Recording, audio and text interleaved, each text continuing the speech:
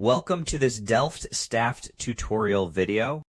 In today's tutorial, we will learn how to upload GPX to Strava.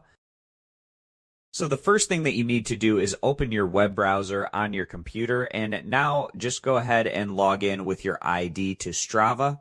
And at the top right corner, you will see the plus icon. So just go ahead and click on Upload Activity. Now here, choose the second option, which is File. There's a button. Click on Choose Files. Now select your GPX file that you want to upload. So I'm just going to select this and click on Open. And once that you have done that, you will get an option to add a title, description, private note, activity type, map type.